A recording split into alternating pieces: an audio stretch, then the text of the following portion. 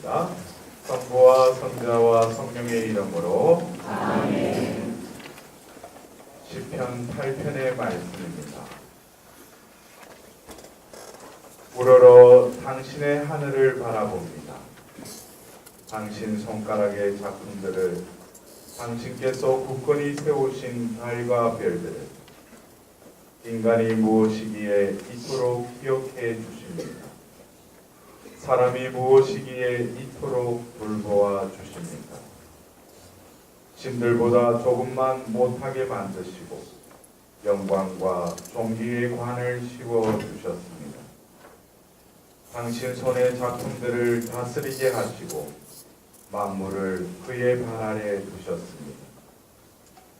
주 저의 주님, 온 땅에 당신 이름 이 얼마나 존엄하십니까?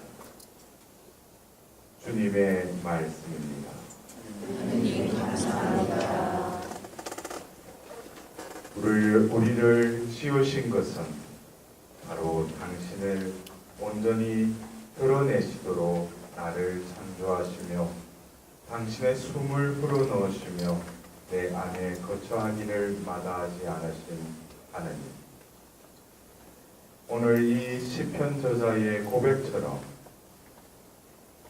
이 사람으로 창조된 내가 무엇이기에 이토록 기억해 주시고 돌봐 주시는지, 당신 앞에 설 수조차도 없는 나를 이 자리에 불러주시고 당신이 불어넣어 주셨던 그 숨을 다시금 우리 안에 있는 그 숨을 다시금 되찾아 주시고 재촉해 주시고 다시금 생명력을 불어넣어 주시니 진심으로 감사할 따름입니다. 진정 우리가 생명체로 살아갈 수 있도록 저희들을 다시금 분발케 하여 주시고 이 비전을 통하여 예수님을 다시 일으키 세우셨듯이 저 자신을 일으켜 세우셨으니 이제 가라 하면 가고 오라 하면 올 수 있는 당신의 말씀의 종이 될 수 있도록 저희들의 영을 충만케 하여 주십시오. 늘 예수님의 십자가 곁에 머무셨던 어머니 마리아여, 우리의 삶에 부딪히는 여러 가지 고난과 시련 가운데에서도 그 순간순간에 어머니신 당신께서 곁에 계심을 우리가 믿고 있사오니 어머니여 저희들을 위하여 빌어주십시오. 천상의 모든 군대들과 저희 각자들에게 맡겨주신 수호 천사들도 특별히 이 시간 저희들을 위하여 빌어주십시오. 이 모든 기원들을 우리 주 예수 그리스도를 통하여 비나이다. 아멘.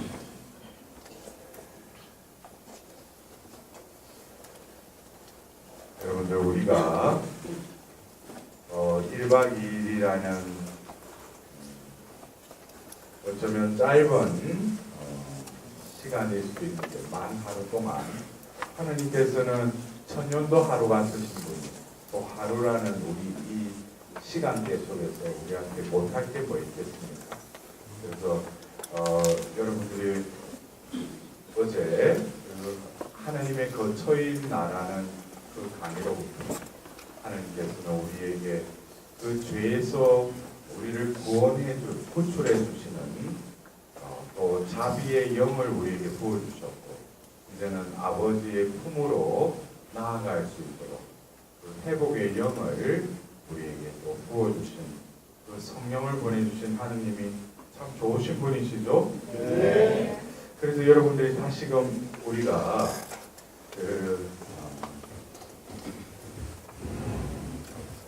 이번 우리가 그 비정의 36장 26절에 내가 너희에게 새 마음을 넣어주고 새 영을 불어넣어 주리라 라는 이 말씀을 우리가 도식적으로 한 번 더 간추려서 여러분들 머릿속에 왜 제가 이것을 말씀드리냐면은, 우리가 이미지하고 내가 이때까지 쫓아왔던 어떤 성령의 이미지와 성경에 분명히 예언되었고 또 이 시대에 하나님께서 또 그것을 이루시기 위해서 저를 도구로 해서 선포하게 하시는 것뿐이에요. 저는 뭐예요?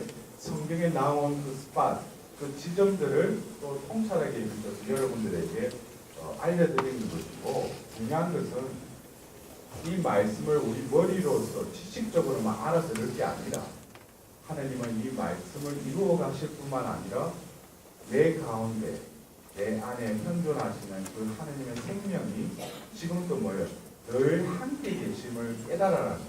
그래서 그 하나님이 당신의 모상과 비슷하게 또 당신의 모습대로 인간을 창조하셨지만 인간은 죄와 죽음의 옆에 고적거려 있는 우리들에게 한 분이신 하느님이시지만 당신의 그 위격이 삼위격, 그러니까 성자라는 것을 드러내신 것은 바로 우리를 죄와 죽음에서 구원하기 위해서 성자를 보내시죠. 그래서 성부 하나님, 또 성자 하나님을 통해서, 그래서 그 에제키엘서 그 36장 25절에 너희에게 정결한 물을 뿌려서 모든 우상에서 묻었던 때를 내가 깨끗이 씻어주겠다 라는 성부의 그 말씀이 성자께서 탄생하셔서 바로 새로운 바스크와 죄와 죽음의 세계에서 구원하기 위해서 예수님은 스스로 속죄양이 되셨고 피를 흘리셨고 죽으셨죠. 그리고 부활하셨어요. 그리고 부활하셔서 바로 그 제자들에게 나타나셔서 숨을 불어넣으면서 성령을 받아라. 그래서 결국 죄와 죽음의 그 거듭이는 우리 인류를 구원하기 위해서 예수님은 죽음에까지 순종하시고 더불어서 부활하셔서 그 제자들에게 나타나셔서 요한복음 20장 23절에 숨을 불어넣으면서 성령을 받아라. 근데 우리가 똑같은 성령이지만 예수님은 부연적으로 뭐라 그래? 누구의 죄든지 용서하면 그 죄는 용서받을 것이다. 죄와 용서는 바로 하나님의 자비를 드러내는 거죠. 결국 우리가 부활 제2주일 자비의 하나님 자비의 주일에 봉독되는 그 복음 텍스트를 교회가 이 요한복음 20장의 이 말씀을 선택한 것은 결국 뭐에 자비 주일날 하나님의 자비를 받는다는 것이 그냥 비상적으로만 하나님 자비를 우리가 읽는다는 것이 아니라 구체적으로 하나님 뭐에 자비의 영을 불어넣어 주겠다는. 그러니까 우리는 이제 그 자비를 베푸소서라고 할 때 저희를 위한 자비의 샘에서 세차게 흘러나온 피와 물이시여, 그럴 때 뭐예요? 우리는 자비의 영을 떠올려야 돼요. 그래서 성령의 속성 중에 우리에게 자비를 베풀어 주신다. 내 모든 죄악에서 나를 건져 주시는 자비의 그 영의 속성을 우리에게 베풀어 주신다. 그래서 구체적으로 우리는 뭐예요? 성령을 입는 거죠. 그러나 뭐예요? 자비의 영을 입는다는 거예요. 아시겠어요? 예. 그리고 나서 바로 이제 우리가 그 죽음과 죄의 늪에서 건져 주셨는데 거기서 하느님 간과하시지 않고 예수님은 바로 요한복음 14장과 16장에 또 다른 협회자를 보내겠다고 이미 말씀하셨죠. 그분이 오시면 죄와 죽음과 어떤 권력에 대한 이 세상에 그릇된 생각들을 바로 잡아주실 것이다. 그래서 내가 한 말을 너희들이 기억하고 그것을 깨닫게 해주신 분이 누구라고 해서 성령이시다 그랬어요. 그래서 이미 예수님은 아버지께로 와서 아버지께로 갈 것이라고 한 그 여정은 결국 예수님의 여정이 우리가 태어나서 가야 할 그 여정을 모델링으로 보여주신 거죠. 그래서 결국 우리는 하나님께로부터 와서 하나님께로 돌아가는 이 여정 가운데 하나님께서는 이 죄와 늪에서 건져주셨을 뿐만 아니라 이제는 뭐예요? 제3위격인 성령을 보내시죠. 근데 이 우리가 사도행전 2장에 그 성령이 강림하는 그 사건 이전에 우리는 20장 요한복음 20장 23절에 성령을 받아라 한 것과 또 이 사도행전 2장에 성령이 임하시자 그들이 뭐가 됐어요? 그 자리를 박차고 나가서 복음을 전하게 된 거죠. 이 부분은 제가 어제도 그 회복의 하느님한테 그 연결점을 잘 설명을 안 해드린 것 같은데, 먼저 창세기 1장 38절에 하느님이 인간을 창조하시고 나서 보시니 참 좋았는데, 이어서 뭐예요? 복을 내리시면서 하느님이 어떻게 하라고 해요? 모든 피조물을 다스리고 지배하라고 해요. 이것은 인간을 창조할 때부터 우리에게 사명이 주어졌다는 거죠. 이 피조물을 다스리고 지배하라. 그러나 인간이 죄를 지음으로써 균열이 일어나고 이제 피조계는 어떻게 돼요? 탄식에 빠지게 되는 거죠. 그러나 그 목적은 뭐예요? 피조물이 탄식하는 이유는 하느님 자녀들이 거듭 태어나기를 바라면서 이 피조계가 탄식하고 있다고 로마서 8장에 바오로 사도가 적어놨죠. 이러한 우리들에게 이 창세기 1장 38절이 성부의 어떤 명령이었다면, 이제 우리에게 드러난 성자께서는, 우리가 공간복음을 보면 예수님이 뭐라고 해요? 가서 세상 끝까지 복음을 전하라 그러죠. 마르코 보면 모든 피조물에게 복음을 전하라 그러죠. 그죠? 세례를 베풀고 성부, 성자, 성령의 이름으로 세례를 베풀고 온 피조물에게 복음을 전하여라 그래요. 근데 그 말을 들은 그들이 이 말씀을 이해할 수 있어요? 여러분 한번 생각해보세요. 우리가 공간복음 끝날 때 온 세상 끝까지 가서 복음을 전하라 그랬는데, 아니 이들을 데리고 뭘 복음을 끝까지 가서 전하라고 말하시는 분이나 또 듣고 그냥 있는 사람이나, 그들이 뭐예요? 십자가 앞에서 다 도망갔잖아요. 그들에게 세상 끝까지 복음을 전하라, 이거를 수행이 가능해요. 근데 하나님은 무슨 심사인지 예수님께서는 그 말씀을 명령하셨어요. 이것은 흡사 1장 38절에서 공간복음에 이르는 그 예수님의 공생애의 마지막 지상 명령은 분명히 명령을 하달하셨는데, 그것을 수행할 수 있다 없다? 수행할 수 없다. 그러면은 하느님, 예수님께서 왜 그런 말씀하셨는가? 그래서 우리는 루카 복음서에 이어서 루카 복음사가 적은 사도행전을 보면 그들은 지상에 목적이 있었죠. 주님의 나라가 언제 서냐고. 근데 예수님이 뜬금없이 뭐라고 하셔요? 사도행전 1장 8절에 하늘에서 성령이 내리시면 너희는 그 힘을 받아가지고 예루살렘과 온 유다와 사마리아 이 땅 끝에 이르게 나의 증인이 될 것이다 그랬어요. 될 것이라는 것은 되게 해주겠다는 거죠. 이것도 오토매틱이죠, 여러분들. 그 영이 결국에는 뭐냐면, 이게 바로 성부께서 성자를 보내심으로써 성자께서 그 우리를 구원을 완성하시고 자비의 영을 부어주셨을 뿐만 아니라 예수님께서 성천하시고 나서 우리에게 뭐예요? 회복의 영을 부어로 넣어주셨는데, 여기서 여러분들이 알아야 될 게, 회복이라는 그 단어의 개념을 어제 제가 잠깐 어떤 국소적이고 부분적이고 현실적인 그것이 개선되고 낫는 그게 회복이 아니라고 그랬죠. 결국 우리의 회복은 뭡니까? 하나님께로 왔다가 하나님께 돌아가는 이 서큘레이션. 결국 회는 뭐예요? 리라는 어떤 영어의 리는 다시 우리는 돌아가는 거예요. 그러면은 회복이 우리 현실적인 것으로 내가 앓는 병이 낫고 현실적인 문제가 해결되는 것은, 그것은 이 지상에서 우리가 살아가는 데 있어서는 이스라엘 백성들이 40년 동안 광야를 통해서 가나안 땅에 들어갔듯이 어쩌면 우리 이 생은 뭐예요? 광야의 삶이죠. 그러나 우리는 이 광야에서도 뭐예요? 자신의 지상의 낙원을 꿈꾸면서 의식주의 풍요로움 속에서 착각 속에 빠지죠. 그러나 그것은 한순간의 연기처럼 다 사라져 버리죠. 그래서 우리가 성가에서도 그렇고 우리의 어떤 신원 중에 하나가 또 뭐예요? 순례자를 부르죠.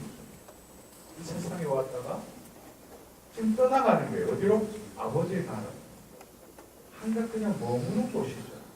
그런데 이곳을 종착역으로 생각하는 사람들이 뭐예요? 이 땅에다 투자하는 하는 거죠. 하나님께 기도하는 것도 뭐예요? 아버지의 뜻이 하늘에서와 같이 땅에서 하늘은 제쳐놓고 땅에서 그냥 이루어달라고. 그래서 내 기도 취향은 뭐예요? 땅에서 이루어지는 것에 다 혈안이 돼 있어요. 하늘에서와 같이 먼저 하늘을 봐야 돼요. 하늘의 공로를 먼저 우리는 생각을 하고 땅에 하나님께서 뭐예요? 있을 빛처럼 뭐예요? 우리에게 하나님에게 우리의 마음의 눈을 우리의 모든 목적지를 분명히 목적 짓고 그것을 향해서 나아가는 이들에게는 주님에게도 하반부에 오늘 우리에게 일용할 양식을 주시고 또 용서하시고 유혹에 빠지지 않게 하시고 또 악에서 구하소서라는 이 후반부는 전반부가 질서가 잡혀야지 하반부도 그냥 흘러간다는 거예요. 그러나 우리는 이 하반부에 관심이 많죠. 일용할 양식도 어떤 이웃 간의 분쟁과 용서하지 못함과 또 유혹과 악에 그러나 중요한 것은 뭐예요? 우리의 목적은 아버지께로 가고 아버지의 나라가 결국 이 땅에서 우리가 살고 있는 이 광야가 한편으로는 뭐예요? 하나님의 현존의 장이기도 하다. 결국 광야라는 것은 여건적으로 볼 때는 척박한 땅이죠. 지금 죽음의 땅이라고도 할 수 있죠. 그러나 이스라엘 백성들을 뭐예요? 불기둥, 그 다음에 그 구름 기둥으로 하느님만이 그들을 이끌어줄 수 있고 또 하느님을 만날 수 있는 최적의 장소가 바로 광야라는 장소예요. 그래서 우리가 광야에 서 있고 순례자인 우리들이 진정 하느님 나라를 향하는 데 있어서 그냥 버려두시는 게 아니라 하느님 뭐예요? 우리에게 협조자를 보내주셨다. 그분이 뭐예요? 삶의 영이시다. 그래서 우리가 삶의 어떤 그 질서라고 할까, 내 삶의 우선순위 이 부분에 있어서도 이 회복이라는 이 의미는 결국 뭐예요? 우리는 왔다가 다시 되돌아간다는 거예요. 그러나 그 되돌아감에 있어서도 하나님은 이 보호자 성령을 통해서 뭐예요? 죄와 죽음에서 우리를 구원할 뿐만 아니라 더불어서 뭐예요? 우리를 하나님의 자녀답게 살 수 있도록 그러면 하나님 자녀답게 사는 것을 예수님은 뭐라고 했어요? 바로 이 사도행전 1장 8절의 말씀은 이 25절에서 하나님의 자비에 대한 관련된 말씀을 가지고 26절에서 바로 그 새 마음과 새 영을 넣어주겠다가 하시고 이어서 그 에제키엘서 26장 이후로 27절에서 28절을 보면은 우리가 뭐예요? 먼저 26절 후반부에 보면은 내가 새 마음과 새 영을 넣어주겠다 하시고 나서 이어서 뭐예요? 너희의 돌 같은 마음을 살과 같은 마음으로 바꿔주겠다 그러셨죠. 그러니까 이게 아주 팁이에요, 팁. 첫 번째 새 영이 우리한테 임하면은 뭐예요? 살과 같은 마음이 내 안에 그냥 형성이 된다는 거예요.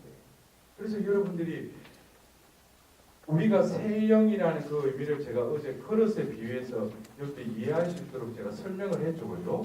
우리를 다시금 씻으시고 깨끗하게 하시고 원래의 영인 성령께서 우리 안에 충만하게 하셨어요. 그러면은 우리에게 대한 팁 1번이 우리의 마음을 새 마음, 살과 같은 마음. 이 마음은 결국 뭐예요?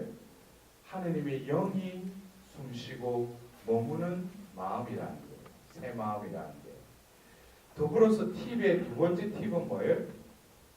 너희들이 지키려고 했던 모든 법규도와 규칙들을 지키게 해주겠다는 거죠. 이것은 결국 뭐예요? 계명은 지키는 것인데 그 지킨다는 의미는 뭐예요? 관찰하고 주시하고 그걸 간직하는 거. 그럴 때 뭐예요? 그 사랑 안에 머물고 바로 아버지와 내가 내 안에 머물겠다 했죠. 그러면 뭐예요? 그 계명은 지켜진다는 거예요.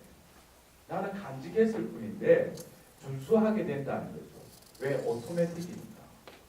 그게 팁의 두 번째 팁이라면 세 번째 팁이 뭐예요? 너희 조상들을 데리고 갈 땅으로 내가 데려가 주겠다는 거예요. 결국 뭐예요? 내가 이 지상의 여정이 끝나고 영원한 복락의 나라로 내가 가는 게 아니라 하나님은 그 영이 너희들에게 머무르고 그 영 안에 거하는 자들은 뭐예요? 그 약속의 땅으로 내가 데려가 주겠다. 그리고 궁극적으로 구약의 계약을 맺을 때마다 제가 어제도 강의 중에 말씀드렸듯이 그 계약을 종결할 때는 꼭 존재 대 존재론적인 그것을 규명을 분명히 지으셔야 돼요. 나는 너희의 하나님이고 너희는 나의 백성이다 했는데 이 28절에서는 바로 뭐예요? 나는 너희의 하나님이 될 것이고 너희는 나의 백성이 될 것이다 그랬어요. 이거는 또 뭐예요? 백성이 되게 해 주겠다. 이제 좀 알아듣네. 오토매틱이라는 거. 그러니까 이게 뭐 우리가 이러한 말씀에 분명히 적혀 있죠. 근데 우리의 의지가 그래요. 우리의 그 영적인 여정이라는 게 그냥 순류에 따라서 그냥 물결 흐르는 대로 살아가는 성령의 어떤 그 이것이에 우리가 그냥 맡기면 되지만 그러면은 시냇물에 그냥 나뭇잎이 떨어지면 나뭇잎이 그냥 시냇물 가는 데 흘러가잖아. 근데 또 우리가 간과해서는 안 될 게 옛 인간으로 살았던 나의 점철된 내 존재 자체가 하나님이 새 영과 새 마음을 넣어줬다 해가지고 단번에 내가 새 인간이다 해가지고 여러분들 아셔야 돼요. 우리가 그 루카복음 15장에 그 작은 아들이 황당한 배우를 받잖아요. 자기는 이거 아버지하고 하늘에 죄를 지었습니다 하고 터벅터벅 걸어오는데 뭐예요? 저쪽에서 아버지가 뛰어왔어요. 그래가지고 하는데 어랍쇼 그런데 앞에 아버지가 온 거예요. 근데 이걸 어떻게 하지? 이거 수습을 해야 되는데 근데 아버지는 아무 말 안 하고 뭐예요? 그냥 끌어안아요. 입을 맞춰요. 근데 더불어서 뭐예요? 잔치를 벌이자 해가지고 송아지를 잡고 뭐 가락지와 가장 좋은 옷과 신발을 그러니까 너무 황당한 거예요. 자기가 예상했던 의외의 상황들이 계속 진행이 되니까. 그러니까 여러분들 그래요. 루카복음 15장에 잃었던 아들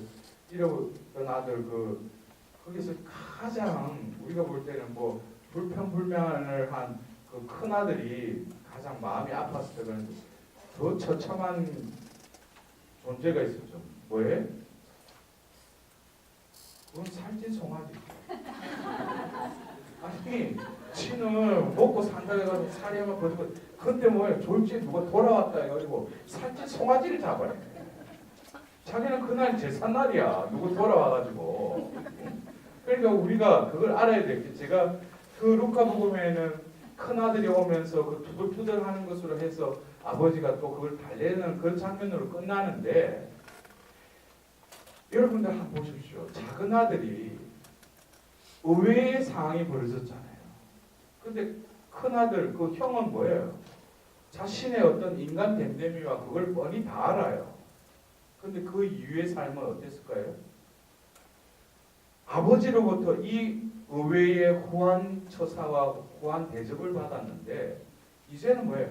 내 삶이 뒤따라줘야 된다는 거예요. 그 형이 보고 있다는 거죠. 저놈이 뭐 금가락지 신발 옷 어울리지도 않죠. 깨재재가 식지도 않은 그 몸에다가 그 좋은 옷이 어떻게 어울리겠어요? 깨끗이 씻어야지.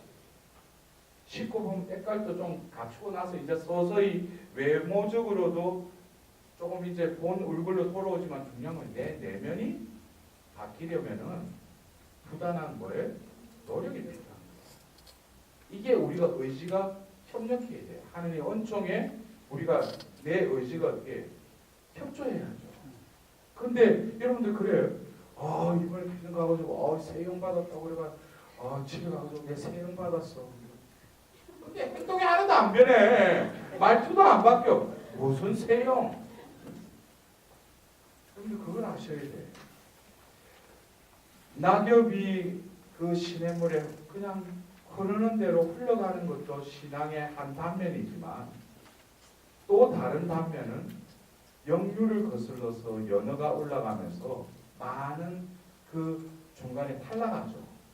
근데 온몸이 만신창이가 돼서 그 상류 끝까지 이르는 극히 소수의 연어만이 거기에 도달하죠.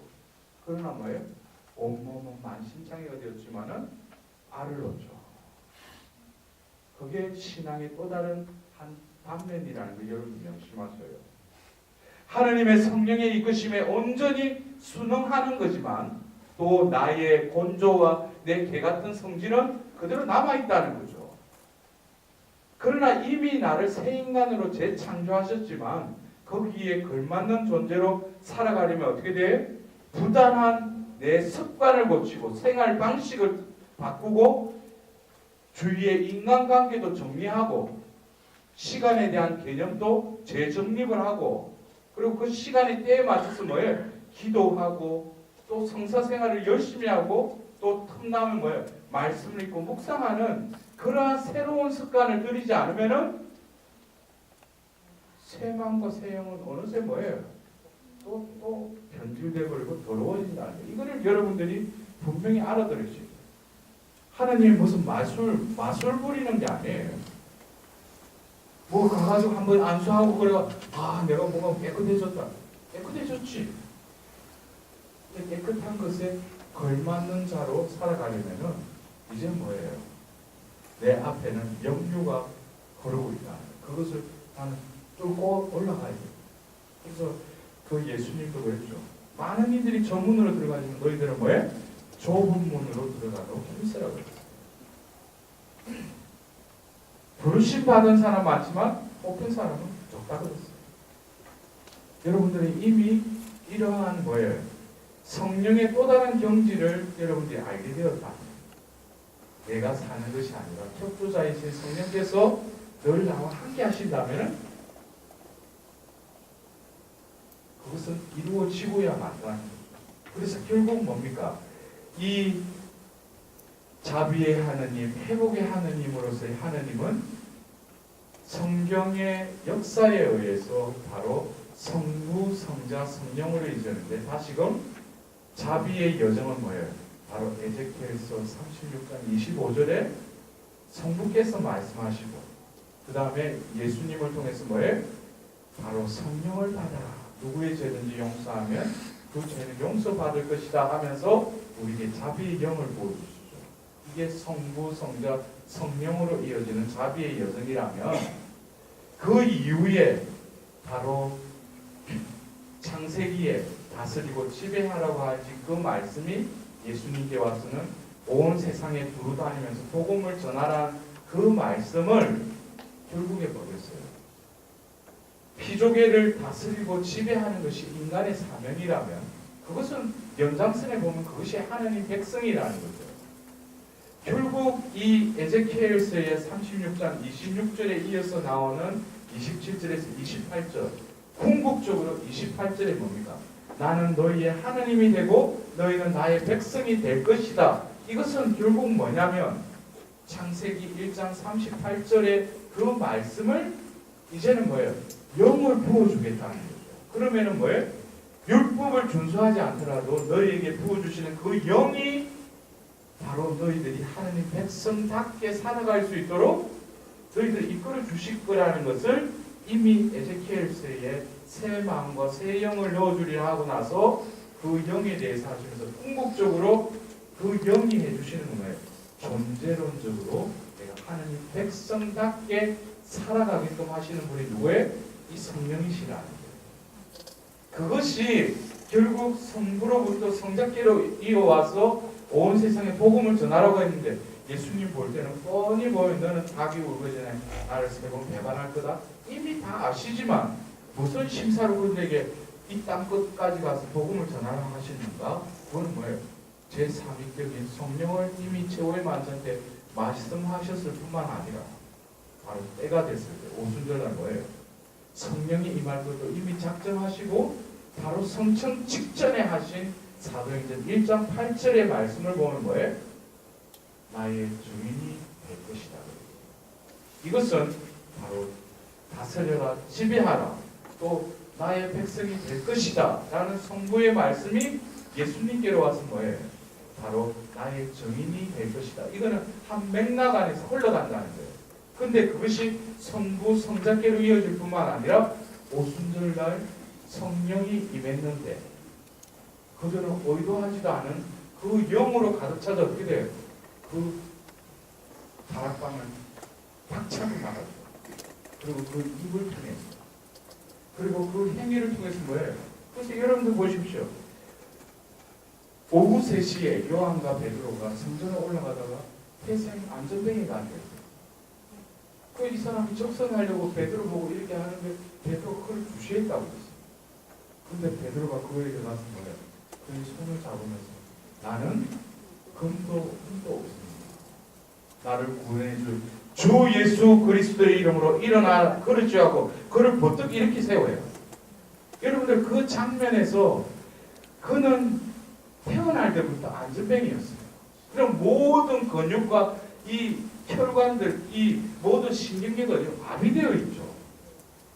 근데 그를 들어서 이렇게 일어나 걸어주려 하고 이렇게 세울 수가 있어요. 그거는 제정신이 아니면 그러지 못하죠. 이게 뭡니까? 바로 3번에 걸쳐서 배반할 때 똑같이 베드로의 입을 통해서 나는 그를 절대 모른다고 할 때 결국 왜 배반을 할 수밖에 없었어요? 왜 배반을 해요? 자기가 살아야 되니까. 그런데 이거 중요한 거예요. 왜 배반했는가? 자기가 살기 위해서 스승을 배반한 거죠. 내가 살기 위해서. 근데 그 사도행전 3장에 나오는 그 안전뱅이를 일어나 그러시오 할 때 그 베드로는 겉모양을 보면 베드로예요. 똑같은 베드로죠. 그러나 한 베드로는 뭐예요? 나라는 셀프가 주인이 되어서 몸은 3년 동안 예수님을 따라다녔지만은 내 마음, 내 계획, 내 뜻은 따로 있었어. 아시겠어요? 우리가 신앙생활 하면서도 주님 하면서 봉사 열심히 하고 찬미도 열심히 하는데 자기가 중심인 존재가 거의 대부분이야. 근데 뭐예요? 진정으로 하나님께 회개를 하고 이제 하나님의 거처를 마련해 주자는 거예요.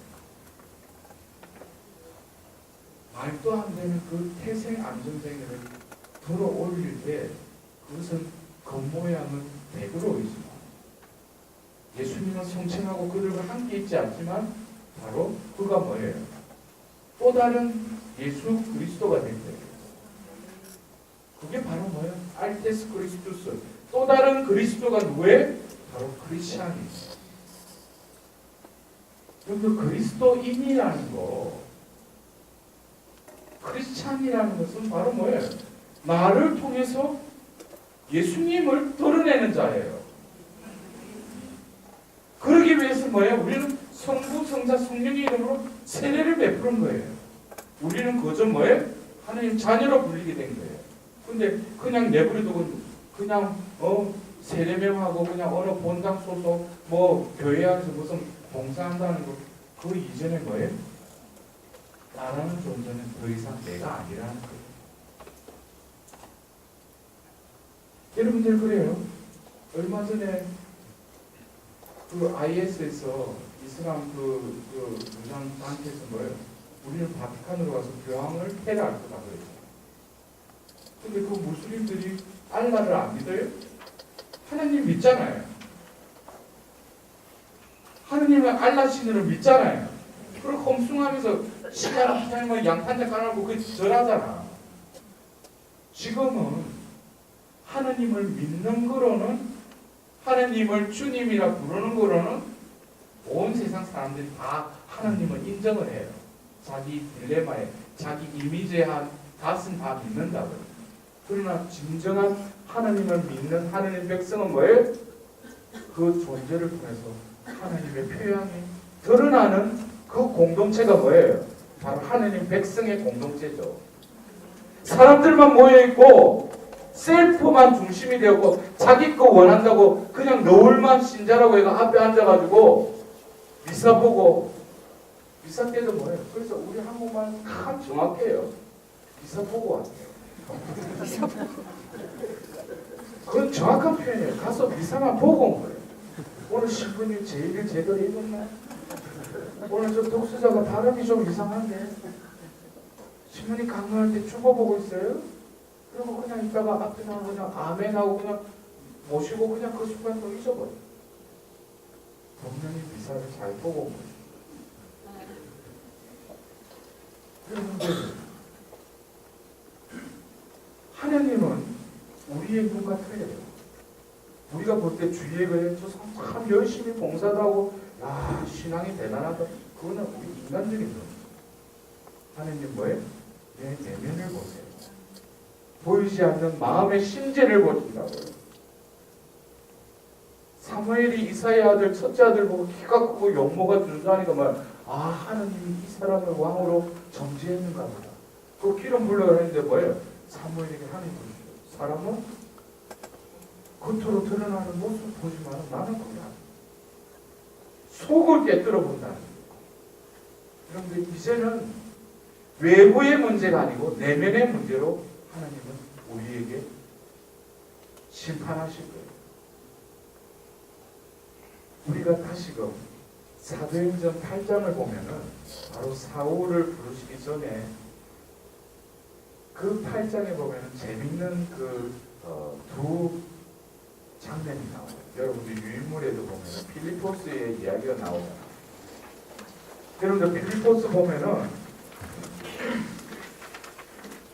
이 필리포스의 이야기 전에 누가 나오냐면은 시몬이라는 마술쟁이 이야기를 쓰고 있어요. 그 마술쟁이가 이제 스테파노의 박해 때문에 복음의 씨가 이제 사마리아로 퍼지는데 가서 사도들이 와 하는데 병을 앓고 막 복음을 전하는데 사람들이 그쪽으로 가는 거예요. 그 전에만 해도 자기가 그 마술로 사람들이 자기에게 많이 몰려들었는데 가서 보니까 사람들이 그쪽으로 가는 거예요. 그래가지고 그 사도들한테 와가지고 내가 돈을 줄 테니까 성령은 안 된다. 여러분들 이 시몬의 그 마음속이나 많은 우리 신자들 중에도 성령을 그런 이미지하고 있는 신자들이 있어요. 성령은 내가 뭐 하면 얻을 수 있는 줄 알아. 근데 뭐예요? 베드로가 그는 후승에 묶여 있다고. 그걸 저주를 하는데 그것도 회개하고 믿었다라고 성경이 끝나는데 이어서 필리포스의 이야기가 나와요. 여러분들 그 유인물에 봅시다.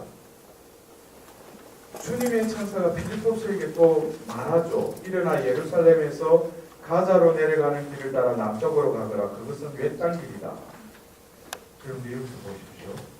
주님의 천사가 필리포스에게 말하였다 그랬어요. 그러면 필리포스가 그 말을 어떻게 알아들었다는 거예요. 여러분들 어제도 제가 우리가 사도행전 2장의 또 다른 측면의 성령 강림 사건은 거센 바람이 불고 그 소리를 듣고 불의 모양이 내리는 것을 보고 그럼 내 혀가 성령의 표현의 능력에 따라 외국어를 말하기 시작했다고 그랬죠. 이것은 성령이 내 안에 찾기 때문에 보이고 듣고 말한다는 거예요. 결국 이 필리포스 같은 경우는 뭐예요? 그렇다 해가지고 스피커로 가자로 내려가라 외딴 길이다 이렇게 말하지 않죠. 그 영의 귀가 열려진 사람 뭐예요? 하나님 말씀을 천사의 말을 알아듣는다는 거예요. 더불어서 뭐예요? 필리포스는 일어나 길을 가다가 에티오피아 사람 하나를 만났다. 이건 뭐예요? 그 말을 들었으면 내 의지가 뭐예요? 그 말씀에 순종한다는 거예요. 바로 뭐예요? 일어나서 간다는 거예요. 여기도 뭐예요? 내가 듣고 이게 뭐 어디에 내가 한청이 들리가 이게 뭔가 이게 그 말씀을 들은 즉시 하느님의 말씀이란 뭐예요? 내 몸이 의지가 합해서 그쪽으로 간다 이거죠. 가면은 내가 상상하지 못하는 상황이 벌어진다는 거죠. 근데 그 그 칸타케에 예시가 있는데 뭐예요? 이사야서를 읽고 있었는데 그때 성령께서 또 뭐예요? 가서 저 수리에 바싹 다가서라고 해요. 그러니까 어떤 순간순간에는 뭐예요? 코치를 하신다는 거예요. 근데 그걸 알아듣는다는 거죠. 가서 또 수리에 다가서라니까 필리포스가 다가가죠. 그리고 결국 그 성경 구절을 해설해주고 나서 뭐예요? 그는 내시에게 세례를 베풀어요. 그리고 그들이 물에서 올라오자 주님의 성령께서 필리포스를 잡아채듯 데려가셨다. 그래서 내시는 그를 더 이상 보지 못하였지만 기뻐하며 제 갈 길을 갔다. 필리포스는 또 어디에 나타났어요? 아스도스에 나타나 가이사르에 이르기까지 모든 거울을 두루다니며 복음을 전하였다 그랬어요. 여러분들, 이 필리포스의 이 행적을 보면은 시작과 끝이 뭐예요? 성령이 그냥 이끌어 가신다는 거예요. 듣고 행하고 또 바짝 타다니까 가고 또 그에게 말을 하고 또 뭐예요? 세례를 받고 그리고 뭐 성령이 그를 낚아챘다는 거예요. 잡아채서 또 아스도스를 데려가요. 이게 2000년 전 사마리아에 있었던 필리포스의 이야기도 하지만 성령을 받은 사람들은 이러한 삶을 살아간다는 거예요. 내가 계획 세우고 어떻게든지 이거를 이루어야 되는지 하면서 또 미리 잘 풀릴 때는 또 하나님 안 찾아. 일이 꼬이고 뭔가 발등에 뭐가 떨어지면 뭐예요? 그때부터 반찬값 뭐 좀 아껴가지고 비사염을 내고 그때부터 카렌다에 동그랗게 치면서 굴기도 작정 기도를 들어가는 거죠. 그것이 잘못된 게 아니야. 그래서 우리 교회에서는 그거를 부추기는 또 어떤 그 기도 모임도 있어요. 중요한 것은 뭡니까?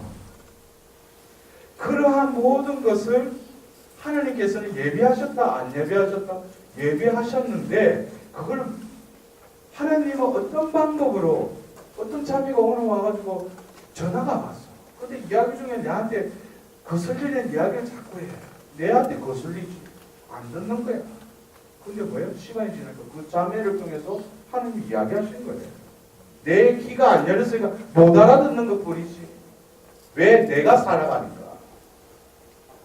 우리 가족들 안에서 자녀들이 어리다고 해가지고 그냥 이야기하는 거 무시하지 마세요. 그 아이들은 오히려 날보다도 영혼이 순수해요. 저희 수도에 꼬맹이 2살짜리가 오는데 내가 그 애한테 기도를 계속 부탁해요. 그래서 어느 날 내가 가는데 양동원에 우리 분원이 있는데 가는데 오늘 미카엘아 나를 위해서 기도해 좀 안. 그래서 그 하루 끝내고 이제 버스 타고 오는데 그래 야 미카엘아 오늘 벌써 성모님한테 기도하니까 내가 뭐라고 하지? 그러니까 잘하고 있대. 여러분들 어린아이처럼 되라 했잖아요. 우리는 무슨 내가 뭐 커서 보면 내가 성인인 것처럼 보일지 몰라도 우리는 많은 오류 속에 살고 있어요. 착각 속에 살고 있어요. 우리가 많은 성인 성녀들 보세요. 그분들의 어떤 삶의 수칙 중에 하나가 뭐예요? 단순해요. 단순하다는, 무식하다는, 무지하다는 그 의미랑 틀려요. 하느님의 성령이 이끄는 대로 뭐예요? 그게 순응하는 거예요. 다른 주위의 어떤 눈을 의식하고 남의 어떤 처우를 거기서 의식하면서 행동하는 게 아니라 성령이 이끄는 대로 그것을 최우선적으로 순응하는 것이 성인 성녀들이죠. 그래서 우리 성인 성녀들의 삶은 뭐예요? 그 사람을 통해서 하나님이 엄청난 열매를 맺으셔요. 내가 그런 능력이 없어요? 그 사람 성인 성녀보다도 더 능력도 많고 학식도 많아요. 근데 뭐예요? 어린이 같은 신앙이 없어요. 여러분들 어떤 종이 한 장 차이에요. 그걸 깨닫지 못하면 뭐예요? 매번 진흙탕에 호적거리다가 또 올라와가지고 또 하면은 또 하나님 또 끌어올려 주셔요. 또 그래 또 하고 또 에ze키엘서에 나오면 깨끗이 씻어가지고 하니까 장신구도 달아듣는데 또 뭐예요? 몸 파는 그 이스라엘의 어떤 실상을 에ze키엘이 꽂아서 예언하듯이 나의 삶이 뭐예요? 좀 뭔가 나아졌다면 또 나아진 거 그거 가지고 또 뭐예요? 그래서 어떤 사람은 기도해도 치유가 안 일어나요. 왜요? 몸당하면 더 악한 짓을 할 것 뻔히 아니까 그냥 놔두는 거예요. 여러분들 그거 알아야 돼. 내가 어떤 병에 대해서 기도하는데 병이 안 난다. 그거는 하나님만의 전망이 있어요. 그 이전의 병, 이 육신의 병 이전에 뭐야? 하나님은 내 영적인 병을 치유해 주시기를 원하는데 나는 오로지 뭐야? 겉으로 드러나는 고통스러우니까 이 병 좀 낫게 해달라고 그래가 어디 신통한 데 가면은 이곳저곳 가서 불나방처럼 불나방 가면 뭐야? 불 속에 뛰어들어 죽잖아. 여러분들 우리가 제가 어떤 면에서 철학적인 좀 표현이 있는데 존재에 대해서 이야기하니까 이 신부님 강의가 좀 어렵다 그러는데 결국에는 존재로 다 통하는 거예요. 우리가 라틴어 격언에 보면은 아제레 이런 걸 좀 해야지 좀 배운 띠가 나요.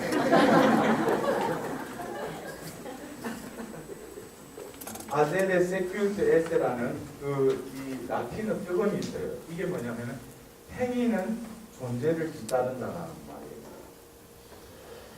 제가 그 사제 서품을 받을 때 서품 선거를 그 마르코 복음 1장 38절에 나는 이 일을 하러 왔다. 그 말을 계속 떠올려줘가지고 제가 그 말씀을 서품 선거로 정했어요.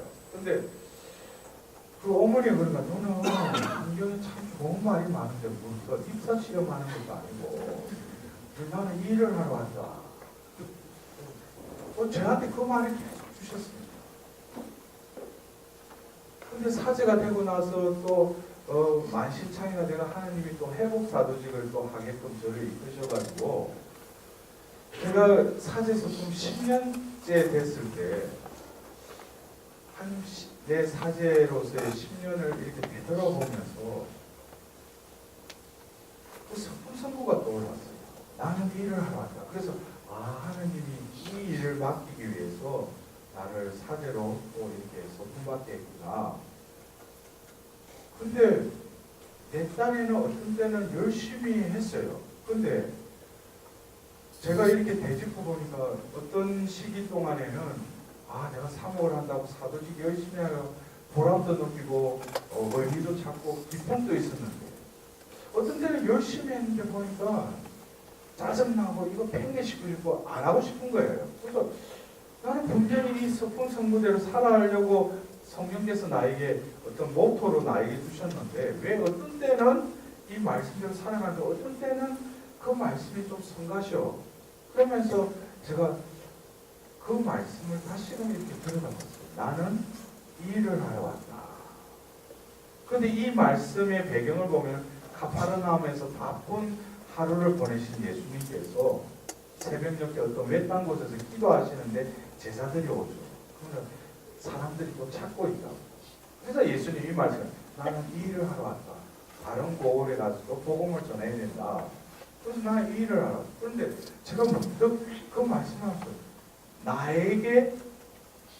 나라는 그 주어에 제가 이렇게 포커스를 맞추고 나는 이 일을 하러 왔다. 제가 성품 받고 10년 동안은 나가 난 줄 알았어요. 나는 이 일을 하러 왔다. 나가 난 줄 알았어. 그래서 하나님이 나한테 이 일을 맡기시고 내가 열심히 하라고恩총 부어주시고 근데 뭐예요? 두 가지 양상이 나오죠. 하나는 기쁘고 평화롭고 근데 어떤 때 짜증나고 때리치고 싶고 결국 뭐예요? 이 나를 난 줄 알았다는 거죠. 근데 그 성경의 말씀 나는 이 일을 하러 왔다 하는 그 말씀은 예수님이 하신 말씀이지. 그 나는 내가 아니라 예수님이죠. 근데 알아듣겠어요? 네. 그러고 나서 그때 제가 그래요. 이 착각 속에 살았구나. 내가 뭐 서품 받을 마음도 없는데 어떻게 하다 보니까 뭐 나를 또 사제로 해줬고 이 일을 나한테 맡기신 게 아니고 나는 도구일 뿐이죠. 나라는 이 도구를 통해서 누가 일하셔요? 예수님이 일하신다. 그래서 그때부터 뭐예요? 생각부터 내 마음가짐부터 생활 양식이 조금씩 바뀌기 시작해요. 내가 이 일을 하는 주체가 아니다. 예수님이 이 일을 하시는데 내가 그 일은 뭐예요? 이 육신이 있으니까 내 의지가 있으니까 어떻게 그것에 맞추는 게 그렇게 힘들더라고요. 그러던 중에 제가 양교원의 그게 산속에서 한 1년 동안 지낼 때 제가 문득 예수 성심성월에 우리가 예수님의 마음을 담게 해달라고 제가 혼자서 감실 앞에서 기도하다가 이런 기도가 툭 나왔어요. 주님, 제 마음을 도려내시고 예수님의 성심을 제 안에 박아주십시오. 그 기도가 툭 나옵니다. 그리고 나서 그 이후에 제가 생각하다가 성모님께 봉헌해야 되겠다라는 마음이 들었어요. 그리고 문득 33일 동안 그 몽골의 루도비코 그 책을 하고 33일 날 그 이전에 일요일 날 천주의 모친 대축일 날 혼자서 미사하면서 혼자서 스카폴라 축성에 혼자서 내고 혼자서 공원에 거예요. 근데 그 이후부터 내가 조금 이상하게 됐어요. 어제도 잠깐 말씀드렸듯이 저는 한 해가 시작되든 뭐 이러면 아주 빈틈없이 계획을 다 세워요. 그 섭외를 하고 그걸 이루려고 그래요. 근데 그 이후부터 아무리 계획을 세우려고 하는 마음도 일어나지도 않고 내 마음속에 말씀하신 대로 저에게 이루어지기를 바랍니다. 그리고 가만히 기다립니다. 그럼 제가 바뀌었어. 내 이 어떤 기질도 바뀌어버린다. 그냥 나는 봉헌만 했을 뿐인데 성원이. 그리고 그 이후부터는 뭐예요? 내가 움직이는 게 아니에요. 하나님이 그냥 나를 도구로 쓰신 분이죠. 근데 하나님 말에 순종만 하면은 가는 곳마다 채려져 있어요. 그래서 여러분들 인복하고 먹을 것만 있으면 이 세상 그리고 살죠. 제가 어디 가면은 이제 먹으려고 숟가락 이제 들려고 할 때 딱 내가 나타나. 어떤 사람은 가면은 이제 파하고 이제 설거지 하려고 할 때 딱 나타나. 그럼 내가 가는 곳마다 뭐 그냥 푸짐한 음식상을 딱 준비해 주시는 거예요. 단 뭐예요? 하나님의 이끄심에 순응하는 마음. 그리고 적재적소에 뭐예요? 필요한 사람들 딱딱 붙여주셔요. 그 전에도 하나님이 나에게 그렇게 붙여주셨지만 뭐예요? 이 필리포스처럼 성령에 순응하기보다는 내 계획과 내 뜻이 앞섰기 때문에 그 고마운 어린들도 뭐예요? 그냥 팽개쳐버린 거예요. 원하지 않는 사람들은 뭐예요? 그 사람들한테 더 가까이 가는 거예요. 왜? 내가 선호하니까. 근데 그런 것들이 정리가 다 되는 거예요. 하나님이 만나랄 때 만나고 헤어지랄 때 헤어지면 더 이상 내가 연락하고 싶어도 딱 끊어버려요. 왜? 하나님이 만나지 말라고. 아제레 세큐르도 에세. 결국 뭡니까? 이 에세, 존재로부터 뭐예요? 행위가 뒤따른다. 마르타 보고 뭐라고 써요? 마르타야, 마르타. 너는 많은 일에 신경을 쓰는데 필요한 건 한 가지뿐이다. 여러분들 우리가 교회 안에서 각자가 봉사직을 맡고 여러 가지 봉사도 하고 가정 안에서 아내로서 남편으로서 아버지 어머니로서 여러 가지 우리에게 맡겨진 일이 있어요. 그러나 그것을 내가 주체가 돼서 하는 데는 한계가 있어요. 남편도 뭐예요? 인생의 반려자 그러면은 눈에 뭐가 시어가 결혼했으면은 매일 눈이 시어야지. 왜 제정신이 돌아오면 안 되지? 반쪽 미친 채로 살아야 돼. 여러분들 아셔야 될 게 남편, 아내, 자식 어떤 이런 관계를 인간적인 눈으로 보지 마세요. 하나님의 뷰로 볼 때 뭐예요?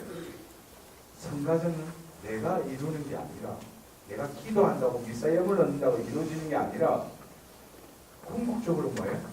그 구성원들 중에 누군가가 바뀌기를 바라는 건 아직까지 뭐예요? 내 눈이 밖에 향해 있는 거예요. 하나님의 존재를 내가 체험하고 만났다면 내 꼬라지를 알게 돼요. 남에게 손가락하기 전에 자신의 꼬라지를 자기가 누구보다 잘 알아요. 남한테 손가락질 하지 마세요. 등경 위에 올려진 등불은 뭐예요? 주의를 밝힌다. 여러분 그 말씀을 믿으셔요? 네. 근데 제가 그래요. 제가 보좌를 했을 때 뭐 어떤 신자들이 와서 신부님 그 사람도 외길했대요. 혼자 열심히 왔다 갔다. 신부님 우리 남편하고 우리 자식들 상당히 좀 나오게 해라. 그래서 제가 그때 이제 초짜니까 어떤 신자가 나한테 부탁하니까 제가 또 가서 그러면 어떻게 하면 저 가정에 남편 자식이 나올 수 있을까? 한참 그렇게 생각하다가 제가 조금 멍청한 거예요. 왜냐니까 아니 수십 년간 한 입을 듣고 지가 낳은 자식인데 어떻게 살았길래 남편이 안 나오고 자식이 왜 안 나오는가? 그래서 내가 의문이 생겨요. 평상시에 집에서 어떻게 행동했길래 남편과 자식이 안 나오냐 이래. 그리고 그 이유는 뭐예요? 그러면 자매님 똑바로 사세요. 시원해 보세요. 여기서 생각해 보세요. 남편이 자식이 성당에 안 나오는 거 여러 가지 이유가 있겠지만 자신의 삶을 한번 보셔요. TV 켜놓고 침 흘리면서 자는 그거 그 촛불 켜놓고 그 자녀들 앞에서 가식적으로 해라는 게 아니고 내가 얼마나 기도하고 성경을 읽고 어떤 그런 모습을 얼마나 보여주느냐 이거예요. 보여주기 위한 것이 아니라 그런 삶을 내가 얼마나 사는 남편이 오기만 하면은 신자보다 비신자보다도 하나님 믿지 않는 사람보다 따발총을 막 연발로 쏘면서 자식한테서 쏘는 거예요. 그 제가 그래요. 삶이 바뀌어요. 그래서 뭐예요? 솔렌더하고 솔렌더가 보면 굴복하다, 항복하다라는 의미도 있지만은 하던 걸 멈춰라는 것도 있어요. 그래서 이 Surrender the Wife라는 미국의 아주 베스트셀러된 그 책의 내용을 보면 한 여자가 자매가 보면 기독교인 교회 다니는 자매가 또 그 기자야. 그러니까 얼마나 머리가 분석적이겠어. 그러니까 결혼 생활하는데 결혼을 하고 그때부터 뭐야 전쟁터지. 자기 어떤 주도권을 잡아야 되니까. 그러니까 막 남편을 자기 위주로 바꾸려고 하는 거죠.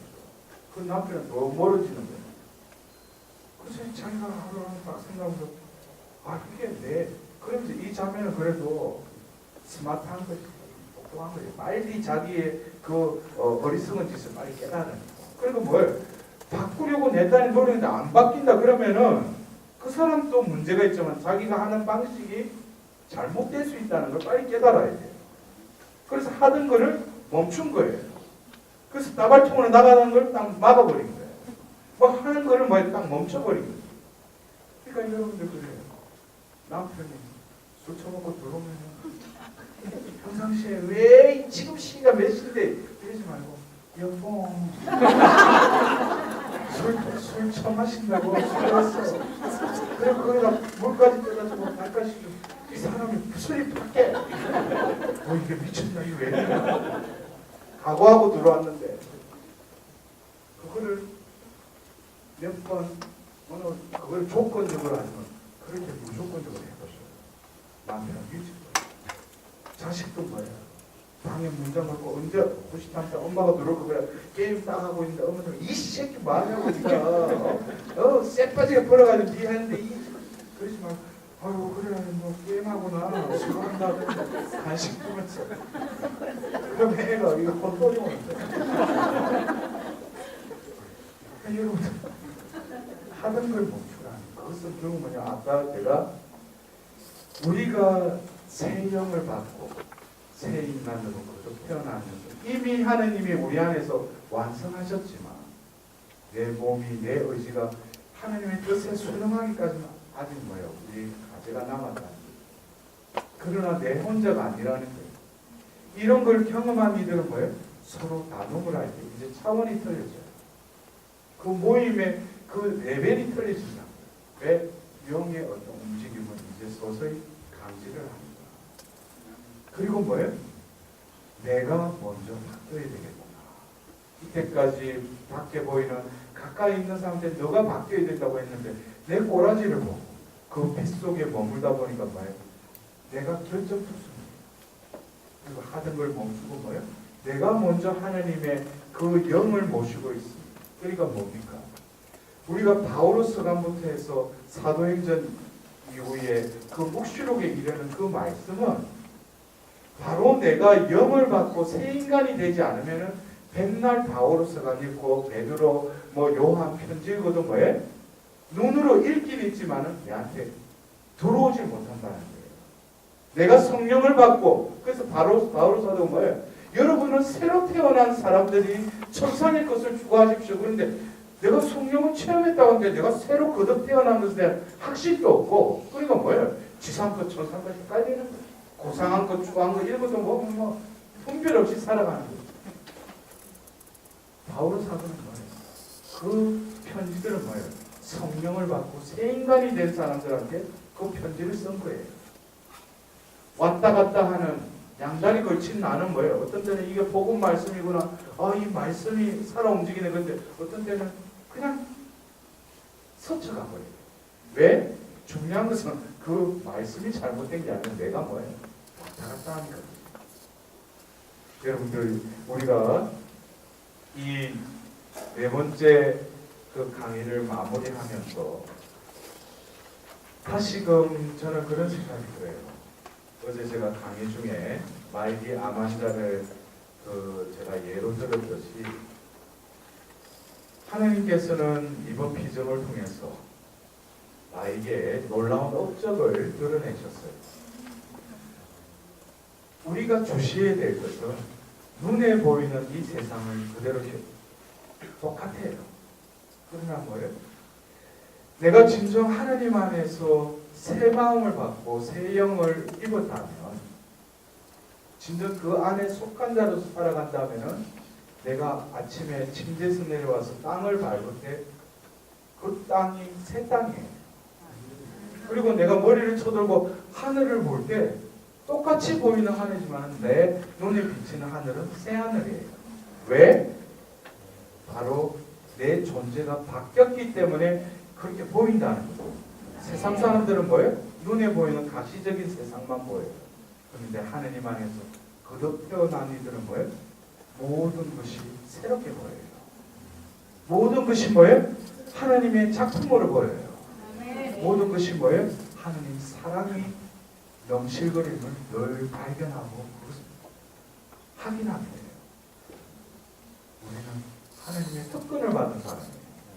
하나님의 고귀한 품위를 지닌 사람들이에요. 우리는 그것을 회복해서 우리의 영원한 협조자이신 그 성령을 잃지 않고 그 탄식을 우리가 뒤로 흘러보내지 않고 늘 성령의 주시하고 성령의 불을 켜고 성령의 그 슬퍼하시지 않는 기뻐하시는 일에 우리의 주의를 기울이면 어느 때가 되는 거예요.